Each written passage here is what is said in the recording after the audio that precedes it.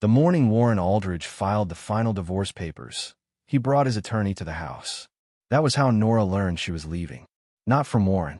From a man in a gray suit she had never met, standing in her own kitchen doorway, holding a manila folder against his chest like a shield. Warren stayed in the hallway. He did not come in. After 31 years of marriage, he could not look her in the face long enough to say it himself. The attorney said what he had come to say. The house on Sherborne Drive, with the side garden Nora had planted over 15 springs, gone. The lake property in Cumberland, where all 3 children had learned to swim, gone. The joint accounts, the investment portfolio Warren had built through Aldridge Hardware and Supply, gone. All of it settled in Warren's favor through the separation agreement Nora had signed 8 months earlier, when she had still believed the marriage could be salvaged, when she had signed things her own attorney had not yet reviewed, because Warren told her the process would go easier if she cooperated. She had cooperated for 31 years. She did not know yet how to stop. The attorney slid the folder across the kitchen counter. Inside was a single deed copy, 1 page, for a parcel of land in Calloway County, 47 miles east of where she stood. A place called the Greer property. 12 acres and a farmhouse, tax assessed at $11,000. Last recorded owner her grandmother, Elsa Mae Greer, who had died in 1989. That parcel appears to have been in your family line, the attorney said. He had the practiced voice of a man, paid to deliver news without expression. Mr. Aldridge has no claim to it. It passes to you. Warren said nothing from the hallway. Nora heard him shift his weight against the wall, the small creak of the floorboard she had been meaning to repair for 3 years. She picked up the deed copy. The paper was thin, a photocopy of something older beneath it, and at the top she could read the date the original had been recorded, October 14, 1962. Her grandmother's signature was at the bottom in the small, careful hand Nora remembered from birthday cards, each letter formed with the patience of a woman who had learned to write in a one-room schoolhouse and had never stopped being deliberate about it. Elsa Mae Greer. Below it, a notary stamp, faded nearly to nothing. She set the deed copy back on the counter. Is that all? He said it was. If this story is already pulling you in, take a moment to hit that like button and subscribe. Drop a comment and let me know where you're watching from. And if someone in your family was ever left a worthless piece of property that turned out to be anything, but tell me about it below. I read every one. She did not ask Warren to come in. She folded the deed copy into her cardigan pocket and went upstairs to pack. Warren was gone before she came back down. She did not hear him leave. She only heard the front door, and then the house that had been her home for 23 years was quiet in a way it had not been since the children were grown. Nora had grown up watching her mother hold things together by the seams. Patricia Greer had married young, lost her husband to a mill accident when Nora was 11, and raised 2 daughters in a rental house in Harlan County on which she could earn cutting hair 6 days a week. They had not been poor in the way that announces itself. They had been poor in the way that means you do not replace things when they break, you repair them, and when they cannot be repaired you do without. Nora learned to hem her own skirts at 12. She learned to read a lease carefully at 16, when their landlord tried to raise the rent mid-year, and her mother handed her the paper and said, "Find the clause." She found it. 3rd paragraph, subsection B, automatic renewal at the original rate, unless written notice was filed 60 days prior. The landlord had not filed written notice. Her mother had stood in the kitchen doorway, while Nora read the clause out loud, and had not said anything for a long moment. Then she said, "Where did you learn that?" Nora said she had just paid attention. Her mother looked at her the way people look when they understand something new about a person they thought they already knew completely. She had not realized until that moment what her daughter was. Growing up in that rental house, Nora understood money not as something that arrived, but as something that moved, that could be tracked or lost or redirected, depending on how carefully you watched it. She reviewed the utility bills on Sunday evenings because her mother did and her grandmother had before that. Because in a household where the margin between making rent and not making rent was measured in what the week's appointments brought in, you did not ignore the details. She had a head for figures the way some people have an ear for music, the kind of attentiveness that holds a full column of numbers and notices when something is half a degree off before it becomes a problem anyone else can see. She had met Warren Aldridge at 22, at a church potluck in Harrodsburg, where she had gone with a college friend, and where Warren had been the kind of young man who filled a room without appearing to try. He was good-looking in a broad-shouldered way, confident, already working in his father's hardware business, and clearly heading somewhere specific. He had asked her name twice, which she took at the time for nerves. Later, she understood it had been something closer to calculation. He had been deciding, even then, whether she was worth pursuing, and she had passed whatever assessment he was running without knowing she was being assessed. They married the following spring. She had a degree in accounting she had earned through 2 years of night classes, studying at the kitchen table after Patricia went to bed, and she used it from the first year of the marriage, running the books for Aldridge Hardware through the early years when Warren was expanding from 1 location to 3. She had the particular kind of attention that can hold a whole month of supplier invoices and sense when a single line is wrong before it becomes obvious. She caught a billing error in the supplier contracts in the 2nd year that saved the company $11,000. Warren thanked her and moved to the next thing. He was always moving to the next thing, and the thing he had just come from became invisible to him almost immediately, which served him well in business and not particularly well in a marriage. When the business grew large enough to bring in a proper accounting firm, Warren hired the firm and told Nora she had done enough, which was how he framed things when he was taking something from her. She stepped back because he asked her to, and because it seemed like the sensible arrangement, and because she believed at 31 that stepping back was temporary. She would return to the work when things settled. The children would grow. She would return. Things settled. She did not return. The arrangement became the shape of the marriage, and she had been inside it long enough to stop noticing its edges. Warren made the decisions. Nora made the home. They were not unhappy, not for most of it. She had loved her children fiercely and had loved Warren in the complicated way you love someone who has become as familiar as your own hands, whose face you have watched age alongside yours across 31 years of dinner tables and holidays and ordinary Tuesday evenings. But in the 2nd decade, she had started to feel herself going quiet in a way she could not put a name to. Not sad, quieter than she had once been. As if the part of her that had found the clause in the lease, that had sat at the kitchen table with accounting textbooks while her mother slept, had walked into a room and closed the door behind it, and she had been standing outside that door for years without going back in. When Warren told her he wanted a divorce, she had been almost unsurprised. He had met someone. That was the full extent of the explanation he offered, and she did not press for more because more would not have changed anything. He was 58. She learned through Claire that the woman was 34. She did not say anything about that to Claire. She did not say anything about it to anyone. She took the next 3 weeks very slowly, in the way that people move through the beginning of something they don't yet have words for. She kept the separation agreement in the bottom of the 2nd suitcase she had not yet fully unpacked. She did not look at it again. She understood its terms well enough. She had signed it when she understood them less well, which was the part she did not yet know how to think about. She moved into her daughter Claire's spare room in Lexington with 2 suitcases and a box of books. Claire was 30, kind, and tried hard not to show how frightened she was for her mother, which meant she was always doing something. Bringing tea she hadn't been asked for, suggesting walks in the late afternoon, filling the evenings with conversation to fill a silence she assumed Nora could not stand. Nora let her. It cost nothing, and it helped Claire feel useful. And helping Claire feel useful was something to do other than sitting in the spare room, reviewing the last 31 years of her own choices. The 3rd night, she took the deed copy out of her cardigan pocket after Claire had gone to bed and spread it flat on the kitchen table under the overhead light. 12 acres. A farmhouse on Greer Hollow Road, Calloway County. She had not been to that property since she was a child, 7 or 8 at most, when her mother had driven them out one August to visit Grandma Elsa. She remembered the long gravel drive, the sound of branches dragging along the car windows, the porch swing that needed a coat of paint, the kitchen that smelled like dried herbs hanging in tied bunches from the ceiling beams, chamomile and sage, and something bitter she had never identified. She remembered her grandmother moving through that house the way you move through a place that is entirely your own, without looking where you put your hands, without checking the floor before you step. She had not known, sitting alone at Claire's kitchen table at 11 at night, that the property had never been sold after Elsa died. She had assumed, the way a child assumes the adult world handles its business, that it had been settled and gone. But Elsa had died without debt or urgency, and the estate had moved slowly through probate before passing to Patricia.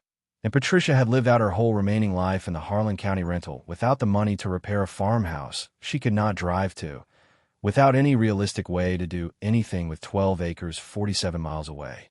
When Patricia died in 2006, the property had passed to Nora through a simple handwritten will a Harlan County judge had accepted and recorded without ceremony. Nobody contested it.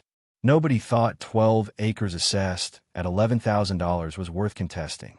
Nora had been in the middle of the second Aldridge hardware expansion when that probate closed. She was managing carpool schedules for 3 teenagers, running a household that required constant, invisible labor, sitting across from Warren at dinner talking about timelines and school years and the summer calendar. The Calloway County property had arrived in her life as a single line in a probate summary, filed in a folder, placed in Warren's home office file cabinet with the other documents he considered handled. She had not opened that folder again. Warren had never opened it all. When the attorney said it passes to you, there was nothing in Warren's hallway silence that suggested deliberate choice. He had not known it was there and had not thought it worth finding out. He had been so certain she had nothing worth having that he had not looked closely enough to discover he was wrong. She folded the deed copy and went to bed. The following Saturday morning, she drove out to Calloway County alone, without telling Claire, because telling Claire would have required explaining something she did not yet know how to explain. The drive took just over an hour. Greer Hollow Road came off Route 80, a Tulane State road through farm country, fields on both sides, some in corn going brown at the edges, some in fescue and coming up Cedar. The turn was marked by a rusted mailbox with AG painted on it in fading black. The gravel drive was heavily overgrown, sumac and briars having pushed in from both shoulders until the lane was barely 1 car's width, and she drove it slowly with branches scraping the doors and roof of Claire's borrowed Subaru. The house appeared at the end of the drive the way things appear when they have been waiting. A 4-room farmhouse, clapboard siding weathered from white to the color of old paper. The porch ran the full width of the front, and the swing was still there, one chain broken, one end resting on the boards. A silver maple had come up against the south wall, and one heavy limb had pressed against the roofline long enough to lift 2 shingles at the ridge. The front door was padlocked with a hasp staple lock. She had no key. She walked the perimeter first, the way she had always thought through a set of figures before committing anything to paper. The land behind the house rolled down gradually to a creek she could hear through the old field brush that had come up over what had been the kitchen garden. She could still read the shape of the garden beds and the way the ground held its contours, the geometry of someone's planning preserved in the earth long after the person was gone. A barn stood 40 yards back from the house, smaller than she remembered from childhood, or perhaps she had simply been smaller when she last stood in front of it. The barn doors were chained with a logging chain and a heavy padlock, no give at all when she pushed on them. She sat on the porch step and looked at the property until the cloud cover broke and a strip of sun moved across the yard. The air smelled like creek water and sweet fern and old drywood. Then she drove back. The following Friday, she returned with a locksmith from Murray named Brent, who had the front padlock open in 4 minutes flat, and told her it was a Sargent and Son, quality steel for that era, and that the hasp had held better than most, and drove away. She went in alone. The inside smelled like seal time, dust and dry timber, and a faint trace of the cedar closet in the back bedroom. The furniture was still there, all of it, undisturbed, as though the house had been locked up for a week rather than 35 years. A kitchen table with 4 chairs, the wood dark with use and old oil. A settee in the front room with horsehair and wool, the cushion gone flat as paper. A cast-iron wood stove with a firebox door latch shut. Her grandmother's everyday dishes on the open shelf above the kitchen counter, white with a blue rim, a few showing hairline cracks from the temperature swings of all those unheated winters. She stood in the kitchen doorway and looked at all of it for a long time. Her grandmother had eaten at that table every morning of her adult life, had canned tomatoes at that counter in August, filling quart jars with the patient precision of a woman who knew that what you put up in summer was what kept you in February, had sat in the front room in the evenings with the lamp on and whatever she was reading, alone in the house that was entirely hers, not waiting for anyone's permission to be exactly who she was. There was something in that thought that Nora stayed with for a while, standing in the doorway. She went to work. She had no plan beyond going through the house carefully and seeing what was there. She started in the kitchen, moving through drawers and cabinets with the methodical slowness of a woman who is nowhere pressing to be. A drawer full of rubber bands, organized loosely by size. A recipe box with cards in Elsa's hand, written in the abbreviated shorthand of someone who cooked from memory and only wrote things down to preserve the proportions, not the technique. 2 bottles of apple brandy with paper labels marked in pencil, 1987, stored far back in the cabinet above the refrigerator where they would have stayed cool and dark. In the front room, she found a basket of knitting left mid-row, the needles still in the work, a sock in progress in charcoal-colored wool. Elsa had set it down one evening and not come back to it. Nora left it exactly where it was. She came back on 4 more visits before she found the document box, and each visit she stayed a little longer and moved a little further into the house. The second visit, she had brought cleaning supplies and gone through the kitchen properly, wiping down the shelves and the counter and the cast-iron stove, which cleaned up well once she got the accumulated film off the surface. The third visit, she had brought a bag of groceries and eaten lunch at the kitchen table, which was the first time she had eaten a meal alone in a house that was hers, entirely hers, with no one else's schedule or preferences or opinions about what the kitchen should look like. She had not realized until she sat down with a cheese sandwich and a glass of water how long it had been since she had done something as simple as that. Eaten a quiet lunch in a quiet kitchen with no one watching and nothing required of her except to eat the lunch. She had sat there for almost an hour after the sandwich was gone, just looking out the window at the silver maple and the hillside beyond it and the sky. On the 4th visit, she had found Elsa's knitting in the front room and stood looking at it for a while. The sock in progress, the needles still in the work. She picked it up carefully and counted the stitches and found the pattern Elsa had been working, a simple K2P2 rib, the kind of thing you knit when you are watching something or thinking about something, and you want your hands occupied without demanding your full attention. She set it back in the basket exactly as she had found it. On the 5th visit, she had started in on the bedroom. In the back bedroom, she went through the cedar dresser drawer by drawer, each one sticking in its frame from decades of damp and dry cycling. Receipts from a Murray feed store, dated 1971. A church bulletin from August of 1964. A photograph, unmounted, of a man squinting beside a Farmhouse tractor in a sun-flattened field.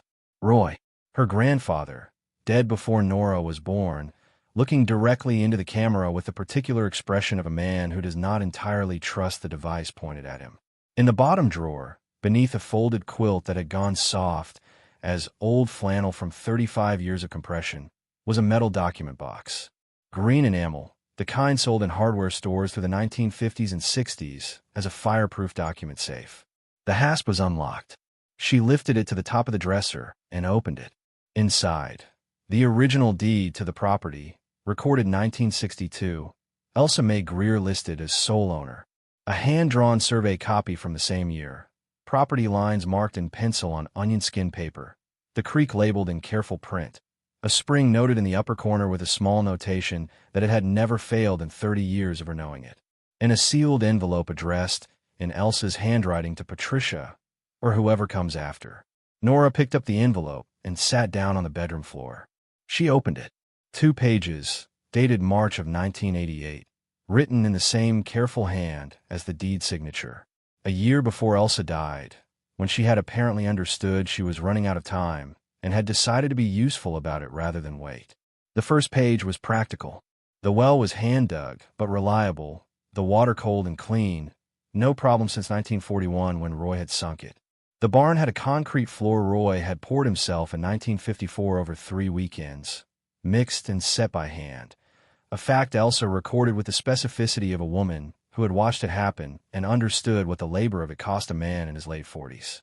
The silver maple on the south wall wanted trimming before it reached the roofline. The spring behind the barn had never run dry in 40 years of her knowing it. The wiring inside the house was old knob and tube and should be looked at before anyone put a modern load on it. The second page was different. I want to say something about this property and why I have kept it as I have. Your father wanted me to sell it when times were hard in '58 and I would not. He was not a bad man.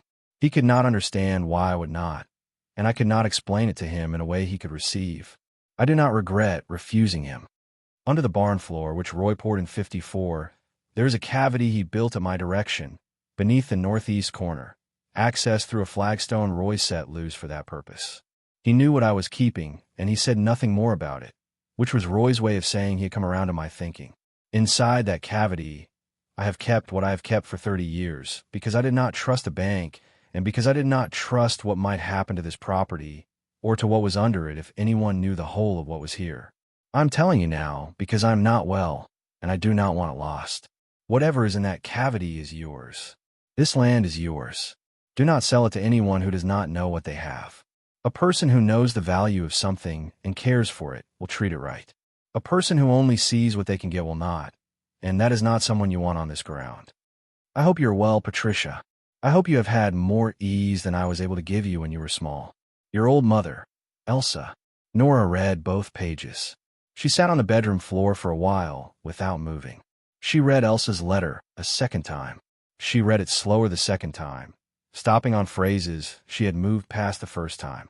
The line about Roy saying nothing more about it.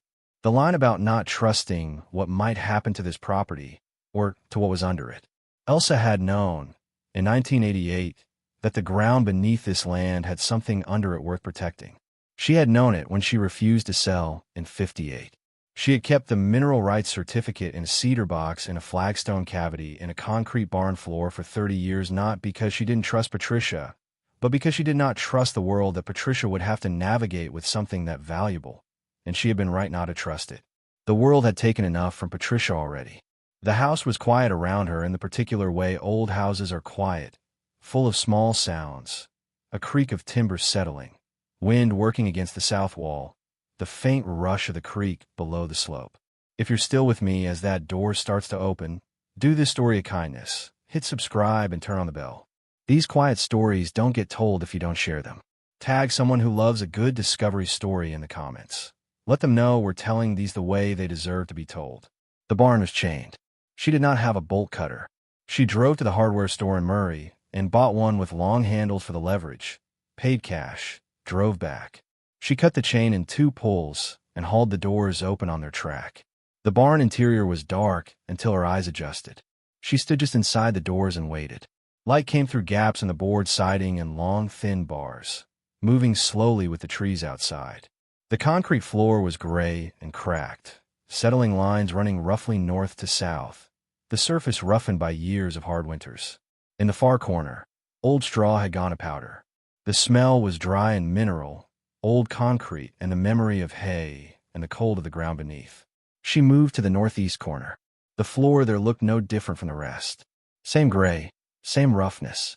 But when she crouched and moved her palms slowly across the surface, pressing as she went, she found the flagstone, set flush with the surrounding concrete, roughly 18 inches square and invisible from standing height. When she pressed the far edge with both palms and shifted her weight, the near edge lifted slightly. The lime mortar at that joint had dried to loose aggregate over the decades, all its binding power gone. She could feel her own pulse in her palms where they pressed the concrete. She was not sure what she expected to find. Elsa's letter had said what was there. She knew what was there in the abstract. But knowing a thing from a letter and standing with your palms on cold concrete about to open it are 2 different states of mind, and she noticed the difference without trying to rush past it. She was in no hurry. She had been on this property for the better part of 6 weeks, coming out every few days, working through the house room by room, getting to know the weight of the doors and the sound of the floors. She had not rushed any of it. She did not rush this. She had started keeping a flathead screwdriver in her coat pocket on these visits, along with a flashlight and a pair of work gloves Howard had sent along without comment when Marlene mentioned she was working on the property. She worked the screwdriver around all 4 joints, chipping old mortar back to dust, corner by corner, stopping twice to rest her wrists. It took the better part of 20 minutes. When all 4 edges were free, she slid the flagstone sideways across the concrete, scraping it out of its long seat until the cavity beneath was fully open to the light from the barn doors. It went down 14 inches. The interior was dry and smelled of cedar. 4 glass mason jars, sealed with wax pressed under the lids, each one packed tight with folded paper currency. She lifted them out one at a time and set them on the concrete beside her. Below the jars was a flat cedar box, shallower than it was wide, the wood still smooth and close-grained after all its years in the dark, the cedar smell coming up clearly now that the lid was off.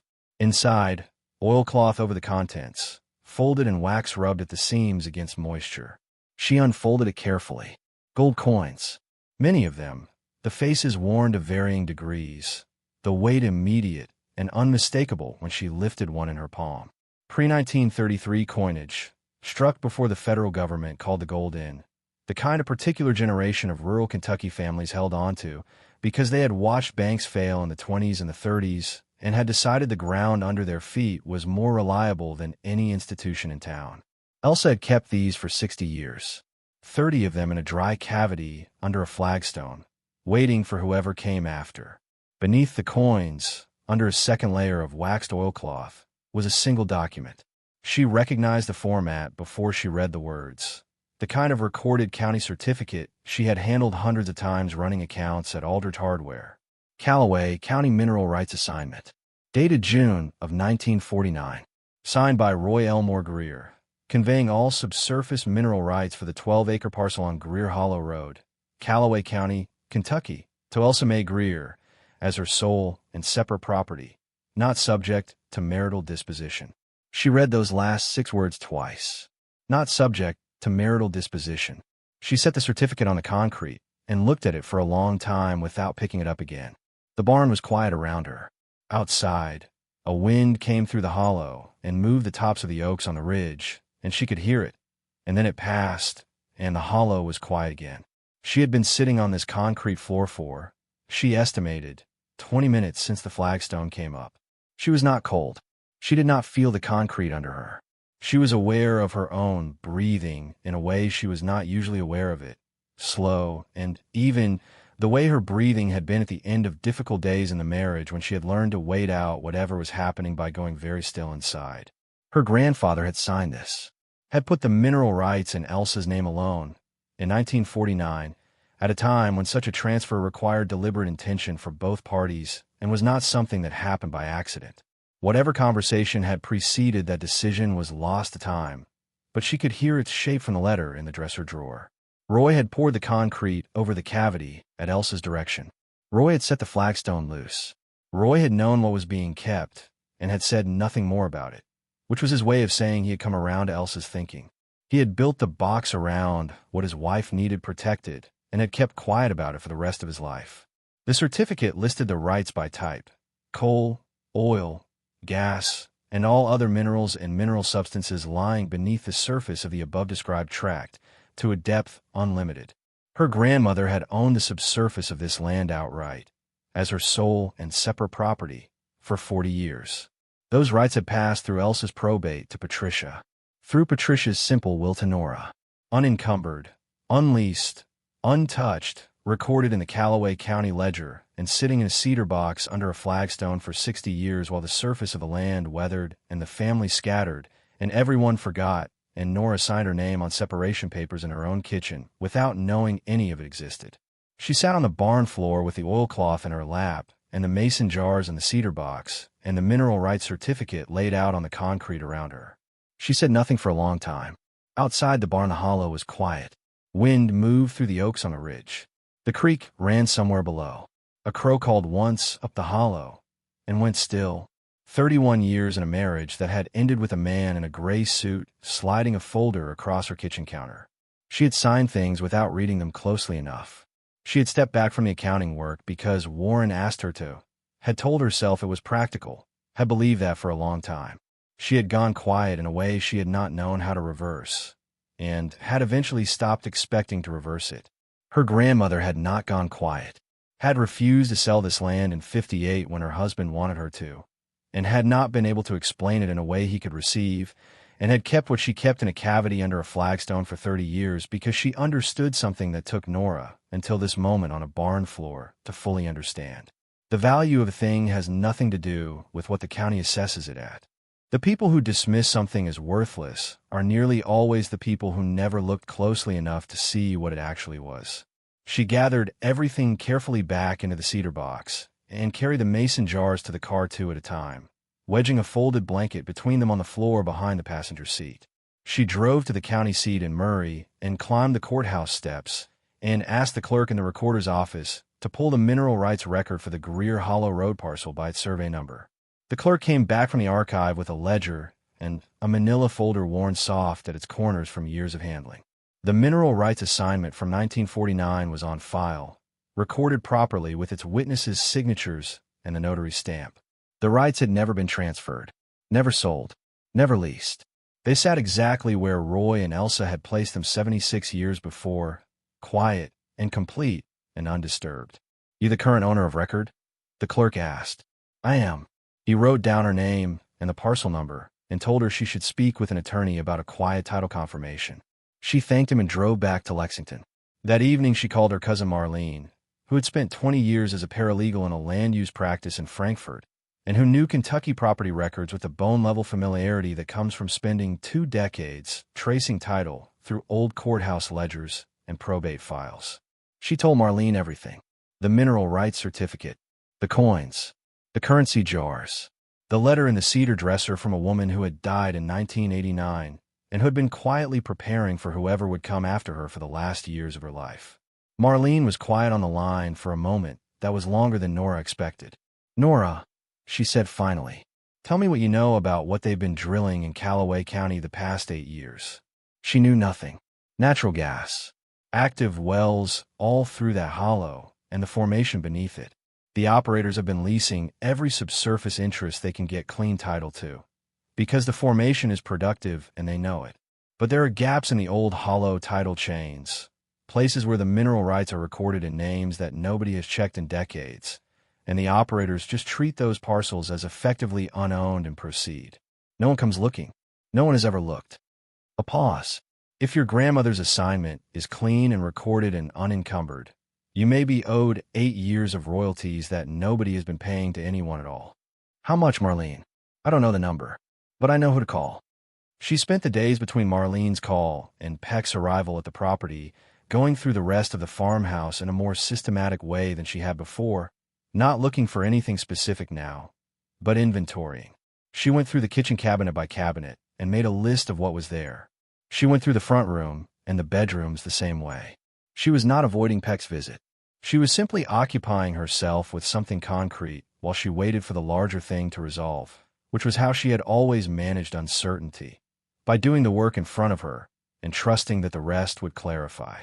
She had run the books for a hardware company during the year Warren's father had a health crisis and the expansion nearly failed, and she had managed it the same way, one column at a time, 1 week at a time, trusting the figures to tell the truth if she kept reading them carefully.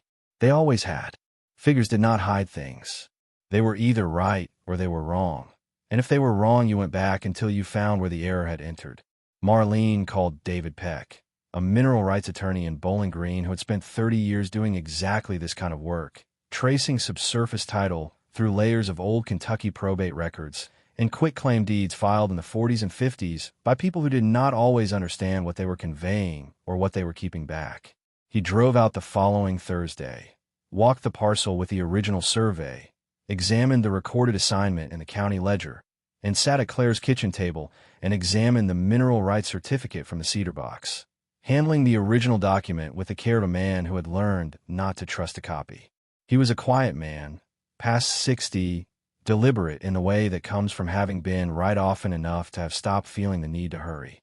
"Your grandmother's assignment is clean," he said.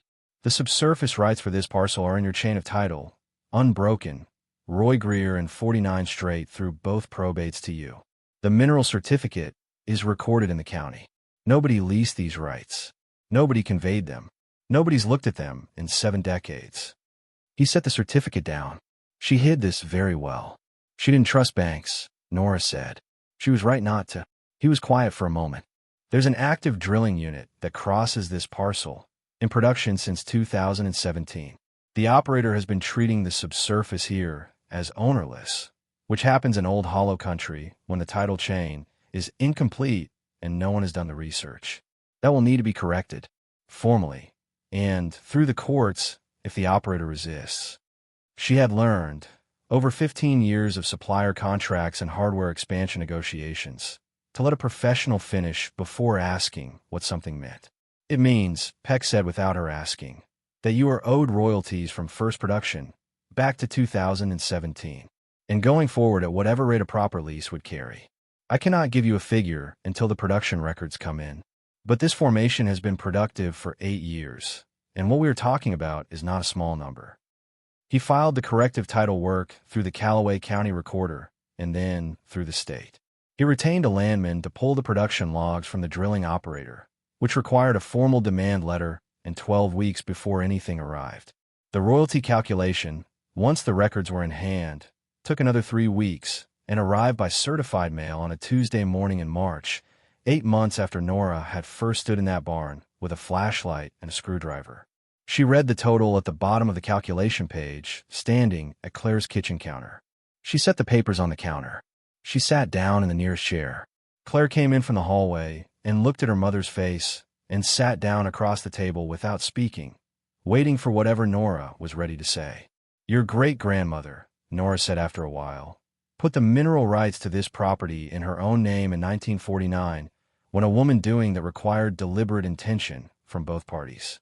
She kept those rights for 40 years, never leased them, never sold them, hid the certificate under the barn floor because she didn't trust a bank or anyone who didn't already understand the value of what was there. She left a letter in a dresser drawer addressed to whoever comes after. Nobody looked for 60 years until I drove out to Calloway County with a bolt cutter and a flathead screwdriver." Claire looked at the figure on the page between them and did not say anything for a moment. "How did Warren's people miss it?" she finally said. "They saw 12 acres at $11,000, Nora said, and decided it wasn't worth the hour it would take to find out what was underneath it. David Peck filed the royalty claim in state court. The drilling company contested, as companies contest things when the figures are large enough to be worth it, and then Discovery produced Peck's full documentation. The original mineral rights certificate, the recorded chain of title through both probates, the production logs the operator had initially tried to minimize, an affidavit from a retired petroleum engineer confirming the formation's exact boundaries and the parcel's contribution to total output, and the company settled. The settlement covered back royalties from first production in 2017, a going-forward royalty agreement at a rate Nora negotiated herself, and a lump sum payment she agreed to in a call with the company's in-house counsel that she took alone at Claire's kitchen table. She declined the first number they offered and declined the second, and accepted the third. The company's counsel suggested at one point that she might want to consult a financial advisor before accepting a figure of that size. "I ran the books for a hardware business for 15 years, she said. "Numbers don't frighten me." Peck told her afterward that he had watched experienced people freeze on settlement calls a third that size. "I paid attention," she said. She drove out to Calloway County the morning after Peck called her with the signed settlement documents and sat on the barn floor in the northeast corner for a while, the flagstone set beside her, the cavity open. She had not brought anything with her. She had just needed to be there. She sat in the barn that Roy had built and thought about Roy putting down his tools at the end of the last day of pouring that floor and looking at what he had made and saying nothing more about it, which was his way of saying he understood. She sat there until the lights shifted in the barn and the long bars coming through the siding moved across the concrete floor, and then she replaced the flagstone and stood up and went back to the house and began making a list of contractors, which was all she had ever done when she was allowed to. The mason jar she took to a currency dealer in Nashville who worked through each bill carefully in cotton gloves, his voice dropping in register when he reached certain Depression-era denominations. Several were in series withdrawn from circulation before 1945. The gold coins she took to a dealer in Louisville who specialized in pre-1933 American gold, a woman who weighed them and examined each one under magnification and produced an appraisal that ran to 3 pages.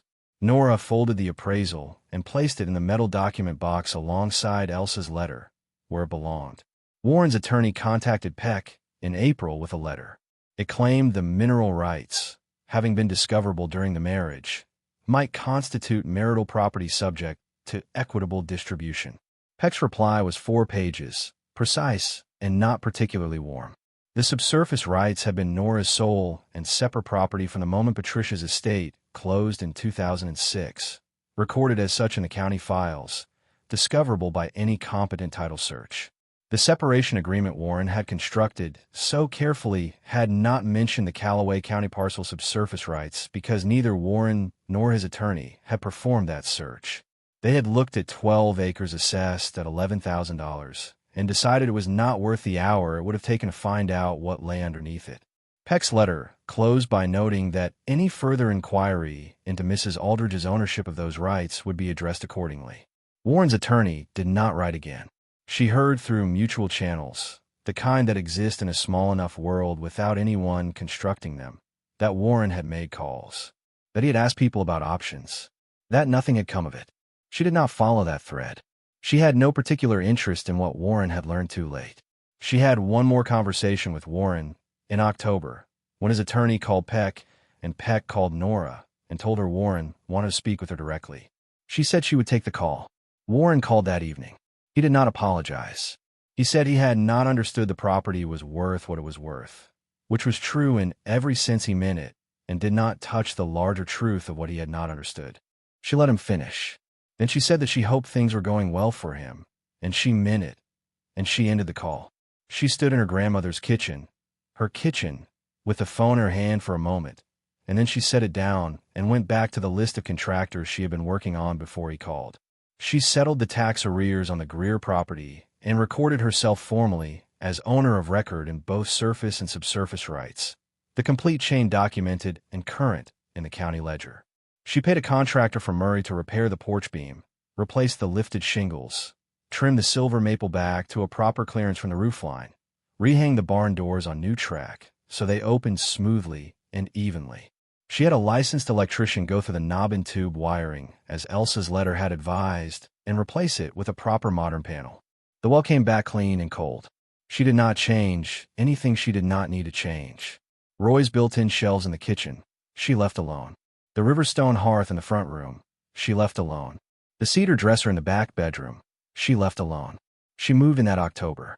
2 suitcases and the box of books, the same thing she had carried into Claire's spare room 11 months before. She unpacked them in the back bedroom that had been Elsa's, which was her bedroom now, and set the metal document box on the cedar dresser where she had found it. Elsa's letter went back inside, refolded along its original creases. The mineral rights certificate went in beside it, returned to its oilcloth.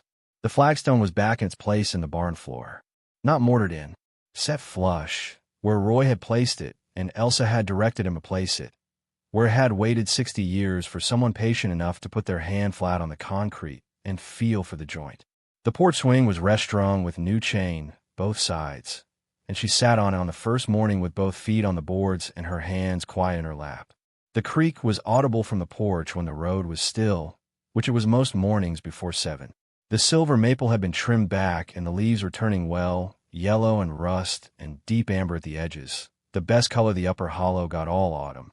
She thought about her grandmother moving through this house without looking where she put her hands. She thought about the part of herself that had gone quiet, that had found the clause in the lease at 16, that had caught the billing error in the second year of the marriage and watched Warren move on to the next thing without slowing. That part had not gone anywhere. It had been in a back room with the door closed for years, waiting for her to come back for it. She had come back, on a barn floor in October, with a mineral rights certificate laid out on the concrete around her, and 60 years of her grandmother's patient, deliberate work finally making sense. She had come back the moment she read the words "whoever comes after," and understood that she was the one those words had always meant. She went inside and put the kettle on. The kitchen smelled the way she remembered from childhood, dried herbs and old timber, and the quality of air in a house that has been lived in carefully by one person for 40 years, and then sealed, as though some trace of that presence stays in the walls, and comes forward when someone opens the windows again and lights the stove. The deed was framed and hung on the wall beside the kitchen window, where the morning light came in at the angle that made the old paper glow. Elsa Mae Greer, 1962. Her grandmother's careful signature at the bottom. The notary stamp faded to barely a shadow, and still completely legible if you stood close and looked. She had earned this by nothing more complicated than paying attention. By driving out to a property she had nearly forgotten and going through the drawers slowly and reading the letter meant for whoever came after. Her grandmother had built the box, set the stone loose so it could be found, sealed the envelope in a dresser drawer for the person who would know what to do with it. She had trusted that whoever came after would be the kind of person who looked closely and did not throw away what others dismissed as worthless. Nora had been, in the end, exactly that person. She had just needed a reason to remember it. The kettle came to boil. She poured the water and stood at the counter while the tea steeped and looked out at the hollow through the window where the deed hung in its frame. The sound of the creak came up through the open window, and she left the window open. The maple was full color. The creek ran below. The barn doors were straight, and even on their new track, standing open to the morning air. This had been hers all along. The deed recorded in 62. The mineral rights assigned in 49. The letter written in 88 and waiting in a dresser drawer for 35 years. The flagstone set loose so that whoever came after could lift it without a crowbar, without needing anything except the patience to get down on their knees and look. Her grandmother had prepared all of it for her without knowing her name, without knowing when she would come, trusting only that she would come and that she would be the kind of person who paid attention. She had come. She had paid attention. That was all it had ever taken. The rest had simply been hers all along. She thought about the separation agreement sitting in the bottom of that second suitcase, which she had eventually unpacked in full in this bedroom, folding the contents into Elsa's cedar dresser. She had not thrown the agreement away. She had put it in the metal document box, beneath Elsa's letter and the mineral rights certificate, where it sat now as one of several pieces of paper that described what she owned and how she had come to own it. The settlement document and the separation agreement and Elsa's letter, all in the same box, all part of the same story. The story of a 12-acre parcel in Calloway County that 3 people had understood fully, Roy, Elsa, and now Nora, and that everyone else had dismissed without looking. Thank you for staying until the last word. If this story moved you, the next one is already up on your screen. Go give it a watch. And if you haven't yet, subscribe and join us. We tell stories about ordinary people who were overlooked, discarded, and counted out until they found what was theirs all along. See you in the next one.